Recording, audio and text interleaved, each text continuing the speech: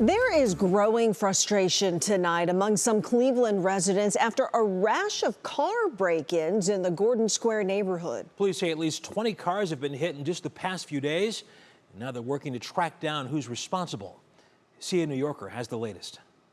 People living at the Edison apartments in Cleveland's Gordon Square neighborhood say this is not what anyone wants to wake up to. Lauren Mayell tells me lately this keeps happening. Came out and his window was shattered, and so he came back in and got me, and then when we came out there was the whole kind of line of people and everyone's windows were shattered. Cleveland police say the department received up to a dozen reports of car break-ins from Monday night at the Edison. Some I talked with told me the culprits vandalized their cars, but nothing of value was missing, which they feel is just as disturbing. Nothing inside was taken. Nothing. They just busted the window. Busted the window.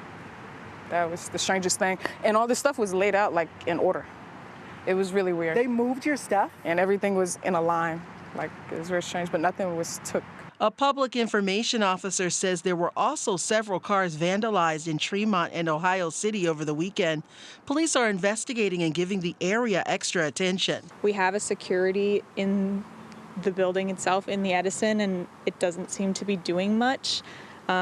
This is not the first time that this has happened. A couple weeks ago, this happened in the same parking lot, and there wasn't much of a response at that time either. So it's just kind of like wearing on us as residents. Workers at Edison's office did not go on camera, but a statement from Coastal Ridge Real Estate says proactive steps have been taken over the last 2 years to address this issue, including the installation of AI-enhanced cameras throughout the community.